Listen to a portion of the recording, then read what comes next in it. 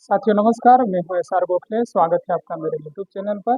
आज इस वीडियो में हम चर्चा करेंगे आईपीसी और बीएनएस का तुलनात्मक अध्ययन। क्योंकि पिछले वीडियो में मैंने बात की थी कि जिस तरह से न्यायालय यदि किसी आरोपी को जुर्माना अधिरोपित करता है, जुर्माना भरने में यदि वो असमर्थ होता है, तो न्यायालय बीएनएस की अनुसार उसे सामुदायिक सेवा के रूप में सजा देता है। और सामुदायिक सेवा से भी यदि वो असमर्थ हो जाता है, सामुदायिक सेवा भी नहीं कर पाता है, तब उसे कारावास की सजा से दंडित किया जाता है। अब इस वीडियो में हम आगे पढ़ेंगे कि संपत्ति की प्राइवेट प्रतिरक्षा के अधिकार का विस्तार कब मृत्यु कारित करने तक किया जा सकता है। तो बीएनएस में इसके लिए क्या प्रावधान किया गया है, इसके पहले हम पढ़ेंगे आईपीसी की धारा 103 को, जिसमें शब्द दिया गया था रात के समय घर को तोड़ना। तो उसको बीएनएस की धारा 41 में फिर से परिभाषित किया गया है, क्योंकि रात का एक स्पेसिफिक समय नहीं था। कभी शाम का भी समय हो सकता है, उधर सुबह का भी समय हो सकता है। तो इसमें सिर्फ एक रात का उल्लेख किया गया है। तो रात एक पर्टिकुलर समय को नहीं इंडिकेट करता, इसलिए बीएनएस की धारा 41 में उसको इस प्रकार परिभाषित किया गया है। सूर्यास्त के बाद और सूर्योदय से पहले कोई ग्रह अतिचार करता है तो उसके लिए यहाँ पर दंड का प्रावधान किया गया है। तो यह जो शब्द है बीएनएस की धारा 41 में भी दिया गया है और बीएनएस की धारा 43 में भी दिया गया है, जो कि आईपीसी की धारा 103 में पहले रात शब्द का उल्लेख किया गया था। तो ये एक अच्छा प्रावधान है। अब संपत्ति की प्राइवेट प्रतिरक्षा का अधिकार का विस्तार कब मृत्यु कारित करने तक किया जा सकेगा, इसको हम समझ लेते हैं। निम्नलिखित इसमें प्रावधान है।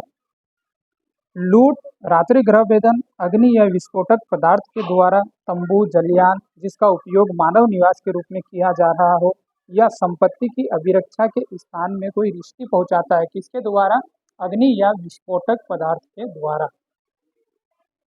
चोरी, रिश्ती या गृह अतिचार जो ऐसी परिस्थिति में किया गया हो जिससे युक्ति या आशंका हो कि यदि प्राइवेट प्रतिरक्षा के अधिकार का प्रयोग नहीं किया जाता तो परिणाम निश्चित ही मृत्यु या अपहति होगा।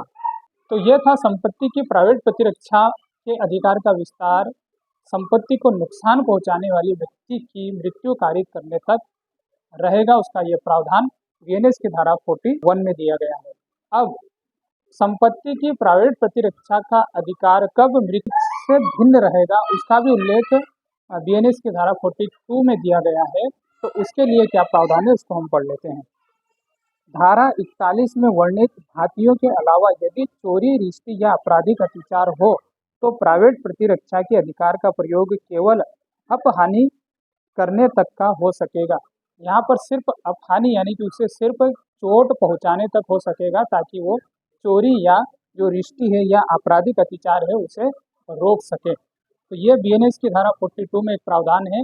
और इसके तहत उस बीएनएस की धारा 42 संपत्ति की प्राइवेट प्रतिरक्षा के अधिकार में मृत्यु कारित करने का यहाँ पर उसका जो अधिकार है उसका विस्तार नहीं करती है। सिर्फ सामान्य तौर पर या फिर गंभीर रूप से चोट पहुँचाने तक ही उसको सीमित किया गया है।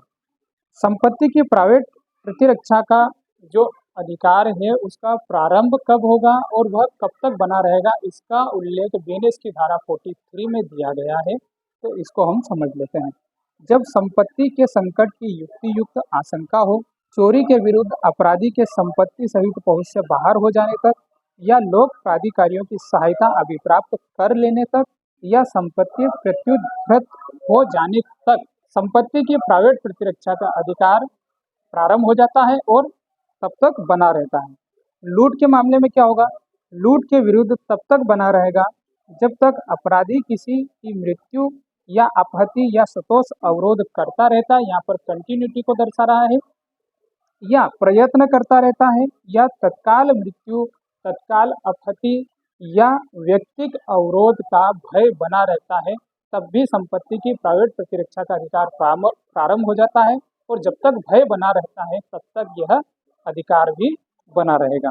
आपराधिक अत्याचार के विरुद्ध तब तक बना रहेगा जब तक अपराधी आपराधिक अत्याचार या रिश्ती करता रहता है, इसमें भी कंटिन्यूटी बनी रही है। जब तक उस अपराध की कंटिन्यूटी है तब तक प्रतिरक्षा का अधिकार भी कंटिन्यू रहेगा। रात्रि गृह भेदन के विरुद्ध तब तक बना रहेगा जब तक ऐसे गृह भेदन से आरंभ हुआ गृह अत्याचार होता रहता है, तब तक उसको यहाँ पर संपत्ति की प्राइवेट प्रतिरक्षा का अधिकार बना रहेगा। एक और बात मैं यहाँ पर बताना चाहूँगा कि यदि कोई बीएनएस में ऐसे कोई शब्द होते हैं हिंदी में जो हमें ठीक से समझ में नहीं आते, इसके लिए हमें अंग्रेजी में सर्च करना होता है। तो मैं यहाँ पर क्या करता हूँ उसको मैं आपको बता देता हूँ।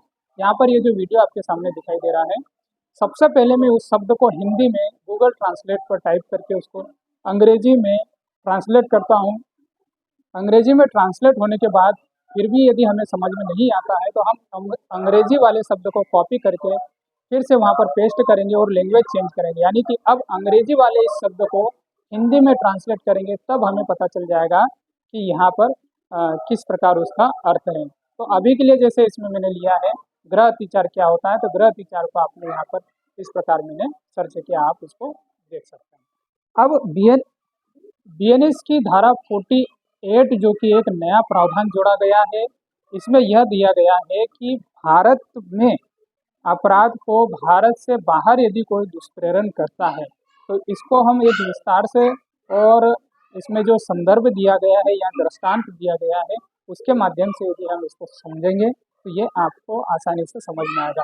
इससे पहले जो बीएनएस की धारा 47 में एक प्रावधान किया गया है उसको समझ लेते हैं, जिसका उल्लेख आईपीसी की धारा 108 क में था। अब बीएनएस की धारा 47 के तहत भारत से बाहर अपराधों का यदि भारत में कोई दुष्प्रेरण करता है तो वह दंडनीय अपराध माना जाएगा। एक दृष्टांत इसमें दिया गया है, रमेश भारत में सुरेश को, यानी कि यह घटनाक्रम कहाँ घटित हो रहा है, यह घटनाक्रम भारत में घटित हो रहा है। रमेश भारत में सुरेश को, जो कि ए देश का विदेशी नागरिक है, ए देश में हत्या करने के लिए उसको उकसाता है, तो रमेश हत्या के दुष्प्रेरण का यहाँ पर दोषी होगा। ये एक दृष्टांत है और निश्चित तौर पर आपको भली भांति समझ में आ रहा होगा। अब बीएनएस की धारा 48 एक नया प्रावधान है, तो उसका एक दृष्टांत हम ले लेते हैं ताकि आपको आसानी से समझ में आ जाए। रमेश जो ए देश में है, अब ये जो घटनाक्रम है दुष्प्रेरण का वो कहाँ हो रहा है, विदेश में हो रहा है। किसके लिए हो रहा है कि भारत में जाके कोई अपराध घटित करे। तो इसका दृष्टांत हम समझ लेते हैं। रमेश जो ए देश में है सुरेश को भारत में हत्या करने के लिए उकसाता है, तो रमेश हत्या के दुष्प्रेरण का दोषी होगा। ये प्रावधान बीएनएस की धारा 48 में दिया गया है, जो कि आईपीसी में इसका उल्लेख नहीं था, इसलिए बीएनएस में इसको नए रूप में जोड़ा गया है।